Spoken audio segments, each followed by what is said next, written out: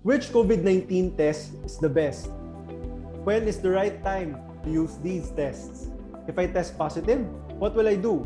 Is vitamin C enough to strengthen my immune system? Should I get vaccinated?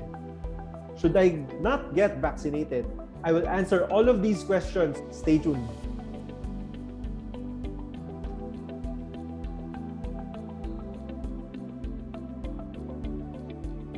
Hello everybody, welcome again to another episode of Simply Healed. Today our topic is so relevant because the ECQ has been extended to MECQ to the end of April. So today's topic, we're going to talk about health solutions or specifically COVID-19, how to deal with COVID-19. We'll be talking about vaccines. We'll be talking about who should take vaccines. We'll be talking about test kits. And more importantly, we'll be talking specifically on how SimplyNature products can be used to protect yourself and to treat your COVID-19 condition if you are positive. So today we have with us our regular and very well-loved and respected doctor, Dr. Jansen. So welcome, Dr. Jansen. Hi, Sean. Hello, everyone. Glad to be here again. Doc, before we even begin, can you share with us, I know you've been on the front line of the COVID-19 fight, especially during this ECQ. Tell us what you've been doing.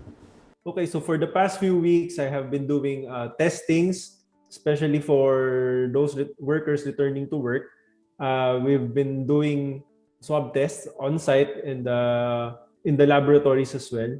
I've been also consulting with a lot of our patients who are sick. So there are a lot of patients that I'm handling right now who are actually COVID positive and are symptomatic. Wow. I think in my last conversation with you, right now you've been involved in the testing of up to maybe 10,000 testing of people. More than 10,000 people have been tested through your outreaches already. Is that, am I correct with the numbers? So far, I've started to do testing since September. So from September up until now, we've tested almost close to 10,000 patients already. Wow, so truly you are most qualified to share with us today. So without further ado, Doc, we really want to clear up all the information out there. People always get informed through WhatsApp or Viber or Facebook. And we have no idea whether those articles are really written by doctors or it could be written by some Lola or Tito somewhere and then sign off as the doctors writing all these advice. So it will be so great for us to tackle the topic today once and for all. So, and Dr. Jansen is very well positioned to comment about this. So Doc, let's start with test kits. What are different types of test kits? When to use them? And then we'll move on to vaccine. And finally, we talk about COVID-19 treatment. Okay, so there are 3 test kits that we are using right now. One is RT-PCR, the gold standard. Another is the rapid antigen test. And the third one is the rapid antibody test. So RT-PCR stands for real-time polymerase chain reaction. So what this test does is that it detects the genome of the virus. So if you test positive for this, you are a confirmed COVID case, even if you do not have symptoms. It cannot be used to diagnose or to rule out COVID for COVID-19 recovered cases. Okay, so because RT-PCR can stay positive for as long as 90 days from onset of symptom or from the day that you got a positive swab. Okay. The difference between RT-PCR and the next test, which is the rapid antigen test, is the period of positivity and the accuracy. Okay? For the rapid antigen test, it stays positive for up to 5 days from symptom onset. On some occasions, it can stay even positive for up to 7 to 10 days. The accuracy is a little less, but it doesn't mean that if you test positive, it may be a false positive. No, it doesn't work that way. So once you get a positive result for antigen test, that is a confirmed COVID case. Okay, even if you test negative for the subsequent test. Okay, so you have to isolate. Okay, what if you have symptoms and yet you tested negative for rapid antigen test? Then on those occasions, you have to have RT-PCR. Okay? Why? Because these rapid antigen test kit can have false negative results. Okay? But even so, if you are a close contact, then you get tested.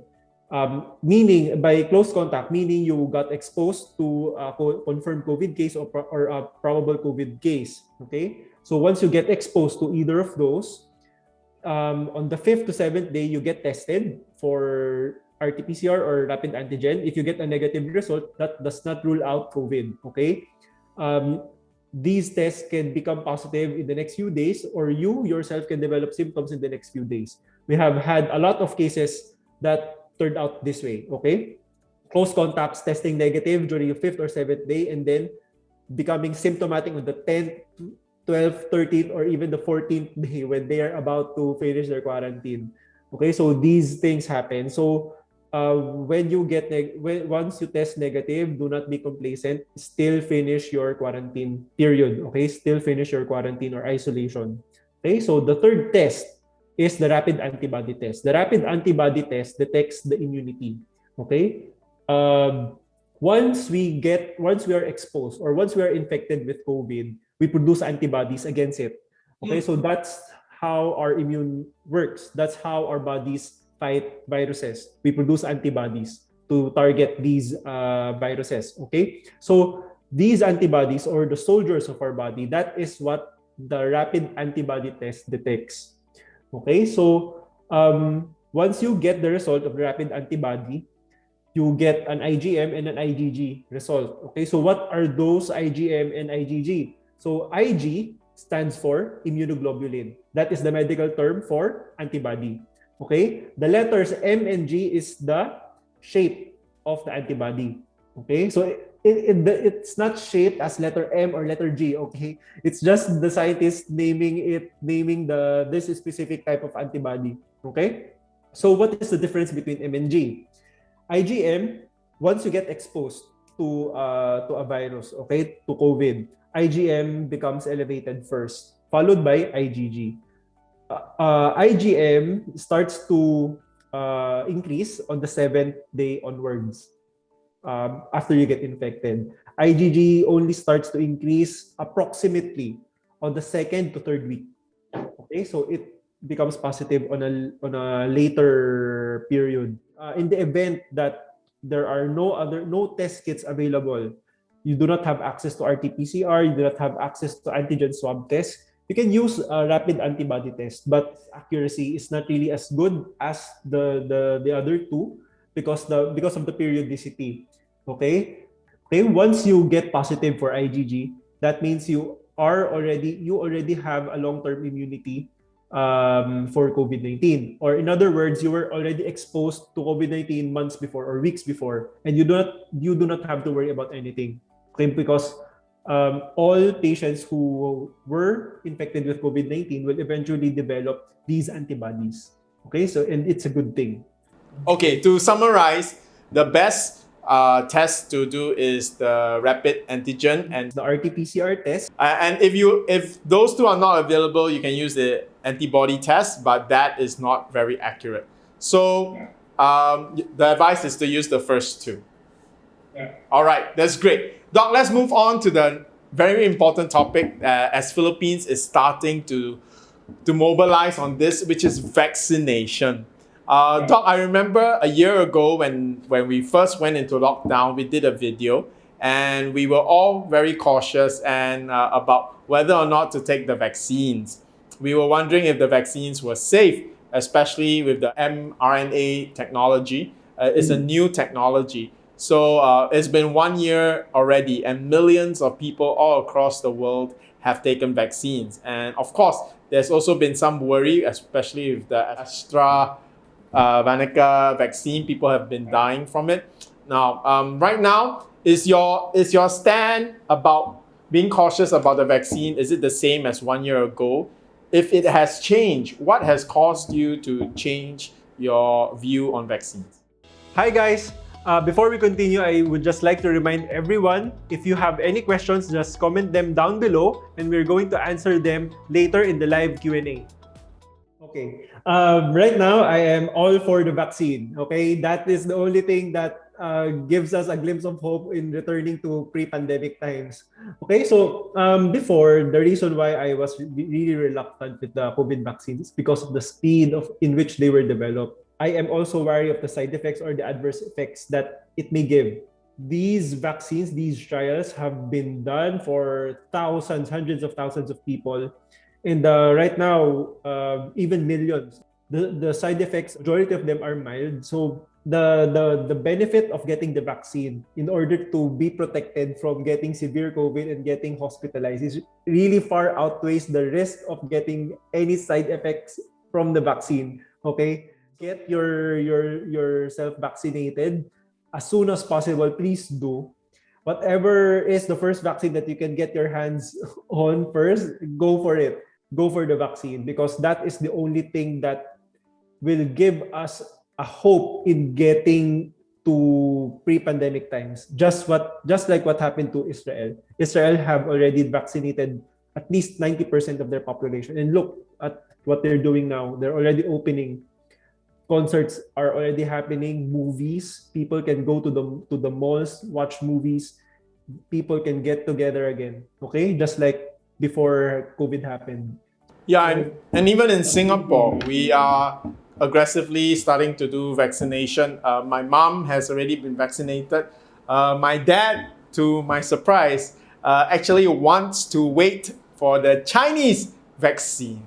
No, it's not because he's pro-Chinese. No, not that. It's because the Chinese vaccines, although they have a lower efficacy rate, but then again, the purpose of vaccine may not to be 100% protected. It also, another important effect of the vaccine is that if you catch COVID-19, you will not develop serious symptoms. So that's another benchmark or way to measure. And also, of course, if you look at the statistics, when the first vaccines were tested, it was a different time period. The infection rates were not so high, but now we are at a different stage. So if you test vaccines now, the efficacy rate might seem lower because the virus is so prevalent everywhere now compared to a year ago. But anyway, my dad wants to do the Chinese vaccine because it's old technology. So he opted for, he's waiting for that. But as Doc Jansen said, I think all the vaccines now have been tested on millions and millions of people. So even Dr. Jansen and myself, our position has shifted. We are no longer the true guinea pigs anymore. Millions and millions of people have tried the vaccine and there is a need for it. So when it is time and it's available to you, don't be afraid. Go ahead and get vaccinated. But Doc, even though you are comfortable with the vaccination, there are groups of people who need to be concerned, right? There are some people that should not go for vaccination. So I think that would be helpful to know who are the people not suitable for vaccination.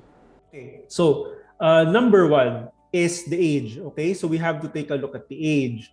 For Pfizer, they tested their vaccine in people who are age 16 and up. Okay, so if you are 16 years old and up, then you're qualified for Pfizer. But for other vaccines, you should be at least 18 years old before you get vaccinated.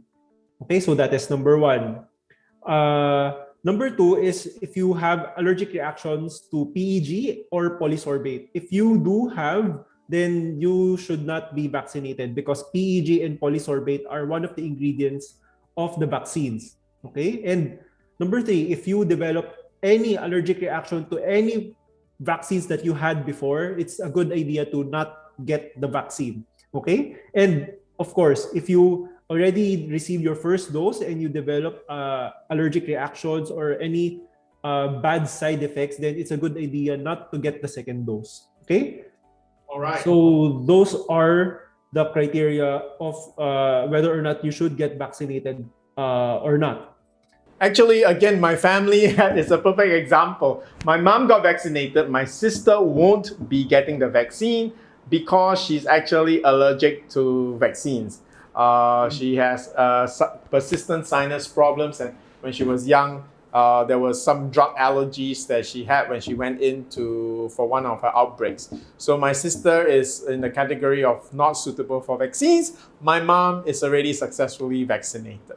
All right, Doc, we want to move to the next very important topic and something that is very close to everybody's heart. Let's go for the worst case scenario. You go for testing and you are positive. Okay. How do we treat COVID-19 infected or COVID-19 positive people? Doc, we like to classify three groups. Asymptomatic people, what should they be doing? Those with mild symptoms, and lastly, those with serious symptoms. Okay. First, let us establish whether or not you are sick or you get positive for COVID, you should be doing these things, okay? You should be living healthily, okay? A plant-based diet is always a good idea because it's the only diet that has been proven to reverse heart disease, the number one killer of our society today. And number two, a plant-based diet is the one that is packed with vitamins, nutrients, a lot of plant nutrients, a lot of antioxidants that will benefit our body. Okay? So whether or not you are positive with COVID, you should be doing that. Okay? Next thing is regular exercise. Okay? Sleep well. Okay? So avoid vices, smoking, alcohol drinking. Okay? So those are your things that is very basic for everyone. If you test positive for COVID-19 and yet you are not sick, then do the same things. Treatment for COVID is supportive. Okay? COVID-19 is self-limiting. It means that you will be able to survive COVID-19 even without any treatment at all. Okay? So most of the viruses are like so, which are self-limiting. I think what you said is, I just wanted to highlight, I think it's so important for us to know. COVID-19, like many viruses, is self-limiting. So the treatment primarily is support. Unless you develop complications, then the treatment is actually on the complications and not the COVID-19 itself. Right, yeah. That's very good news for especially those who are asymptomatic or have mild symptoms. Yeah. Okay. So by self-limiting as well, no? So self-limiting means the disease heals on its own. Your body fights the disease, then you get well by yourself, even without treatment. Okay. So how does your body do this? It's because of your immune system. If your immune system is strong, then chances are you'll be able to survive getting infected with COVID-19 easy. Okay? Easy. I like the word easy. I think that's good news for everybody. Yeah, and if you take a look at the statistics, it's what happens for majority of us. Okay, and then once you develop symptoms, that is what we treat. If you develop fever, then we give you paracetamol. If you develop headaches, that's also paracetamol. If you develop body aches, that's paracetamol. If you develop diarrhea, then we give you medications for diarrhea. If you develop colds, we give you medications for colds. If you develop cough, we give you medications for cough. Okay? And then we just monitor the evolution of symptoms. Okay? From mild symptoms, once you go into a moderate COVID case, then that's the time we prescribe oxygen therapy. That's the time we prescribe antibiotics if we are taking a look at, if we are considering pneumonia. Okay?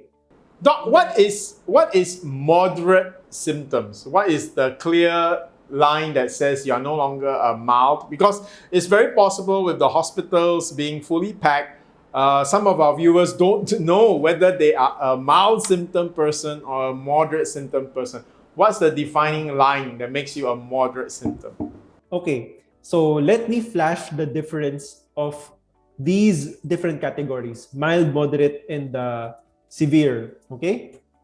Hi everyone, thank you for joining us today. If you want to have a consultation with me, just comment down below and our team will get back to you to set an appointment with me. So first, let us define what is mild. Okay, so mild cases are symptomatic patients presenting with fever, cough, fatigue, loss of appetite, body pains, and other non-specific symptoms like sore throat, nasal congestion, headaches, diarrhea, nausea and vomiting, loss of smell, loss of taste, other respiratory symptoms with no signs of pneumonia or decrease in oxygen levels. Okay, so that is cleared. So majority of people will be mild. If you develop cough or colds, fever, body pains, then you are mild. Okay, so what is moderate? Okay, so moderate cases are number one, adolescents or adults with clinical signs of non-severe pneumonia. Okay, so How do you know that, Doc? How do you know we have pneumonia when we can't even admit ourselves into the hospital? so to diagnose pneumonia, you have to have a chest X-ray. Okay, if once your X-ray shows haziness or opacities on your lungs, then that is already pneumonia. And upon auscultation, upon listening to your chest, the doctor hears crackles or rals, or on some occasions wheezing, then that is also pneumonia. And the doctors would also take a look at your vital signs. If your vital signs are when your blood pressure is elevated, when your heart rate is elevated, when you have fever or a very low temperature for that matter, then the combination of these signs and symptoms would the doctor would diagnose you with pneumonia if you have these signs and symptoms. Okay, and then another class of, or another population or group of people, if you have mild symptoms, you would automatically be categorized into moderate. Okay, so these people are the elderly or those who have comorbid conditions presenting with mild symptoms with no signs of pneumonia. So let's say if you are diabetic or hypertensive and then you develop cough and colds positive with COVID, then you are already automatically categorized at moderate COVID case. Wow. Okay? Yeah. So basically, anybody who's diabetic, hypertensive, cardiovascular problems, the moment you show any flu-like symptoms, you are already categorized as a moderate symptom COVID-19 patient. Yeah, right. Okay. So next is severe COVID. Okay, so for severe COVID, the oxygen saturation or your oxygen levels in the blood is already decreasing. Usually, you already are experiencing shortness of breath, difficulty of breathing, easy fatigability at this point in time if you have these symptoms. Okay, so severe COVID cases should be admitted immediately to the hospital, and these patients need oxygen therapy immediately. If you are a critical COVID case, then most probably you are already admitted and you are already experiencing acute respiratory distress syndrome, sepsis or septic shock. So these patients should be admitted to the ICU immediately. And most of the time, these patients are already intubated. Thank you, Doc. So now we're very clear. So among our listeners right now, if you and your family are diagnosed positive and you can't get yourself to a hospital, I'm sure Dr. Jansen's guidelines will be very helpful. If you are a mild or moderate, there are going to be treatments that we're going to talk about right now. Now, if you are serious, so that means your oxygen level is low, difficulty in breathing in a very pronounced way, then you have a strong case to find a way to make yourself available to a hospital.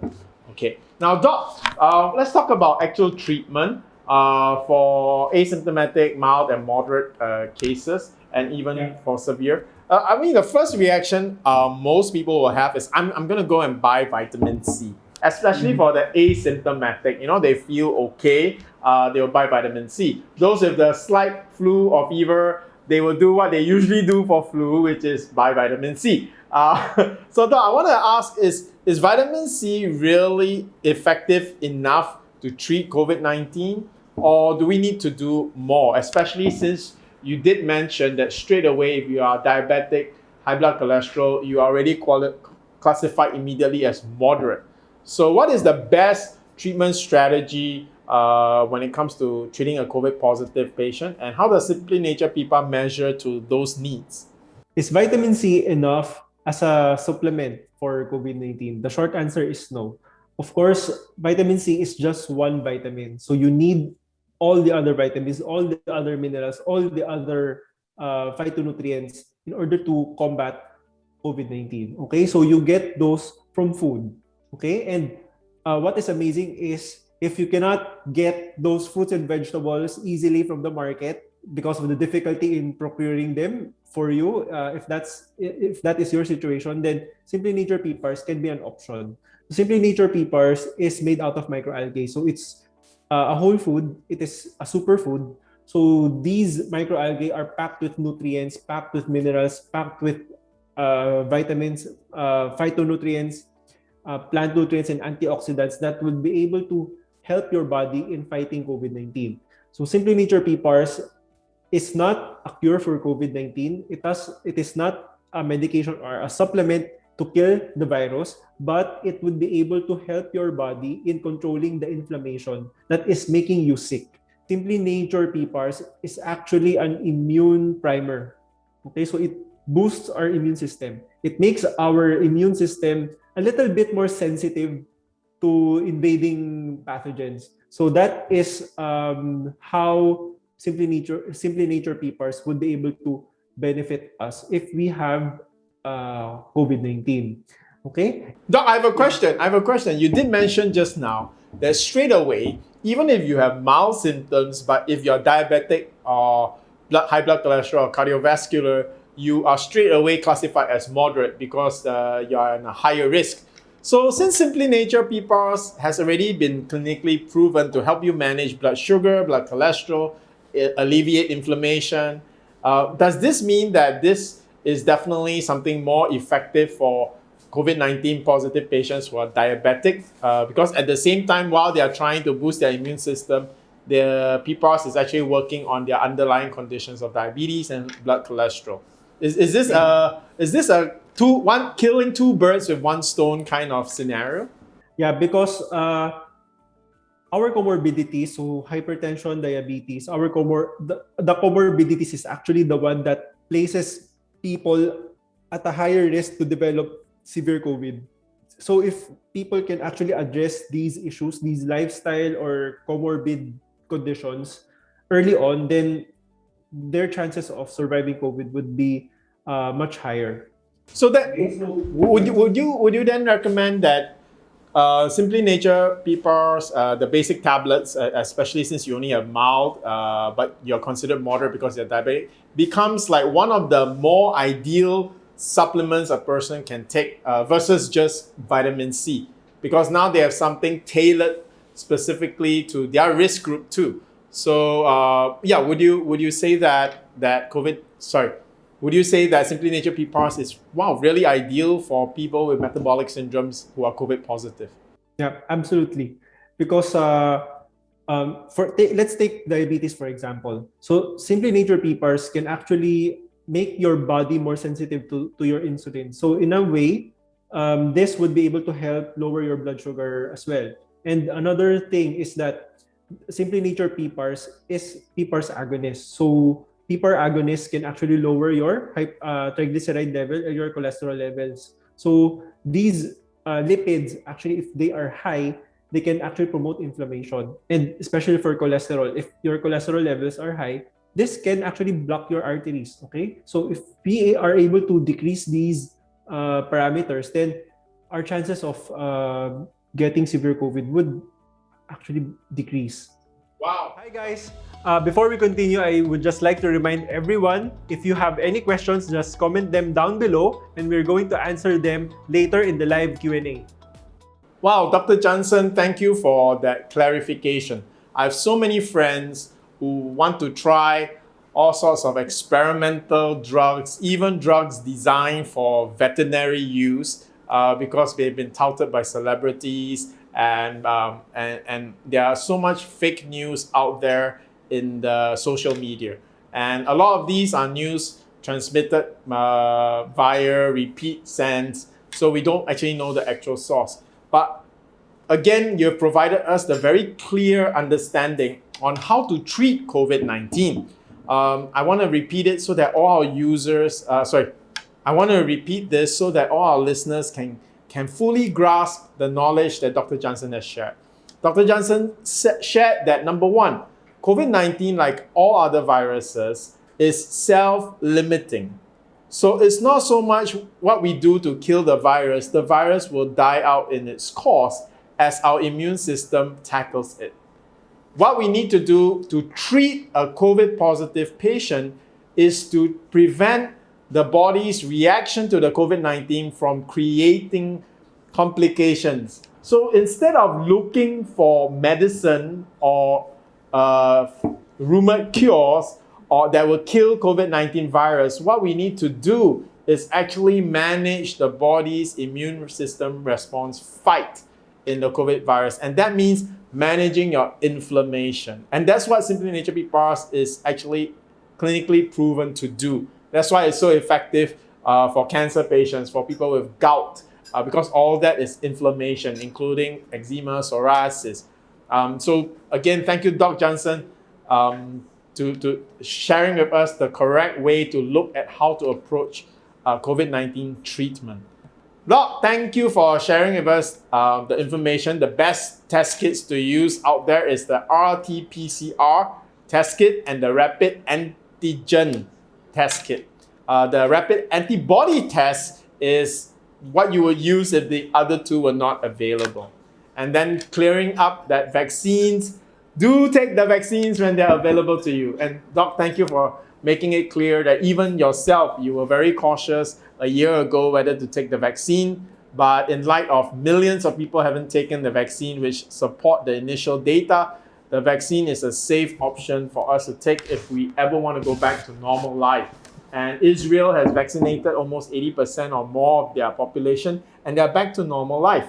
So thank you for that illumination of how even your own views have changed over time, and that we are no longer the guinea pigs when we take the vaccine now. There are tens of millions of people all over the world that have been vaccinated. So it's safe enough as an option.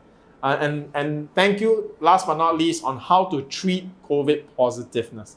So if you're COVID positive, what makes it risky for you is diabetes, high blood cholesterol, and all these things.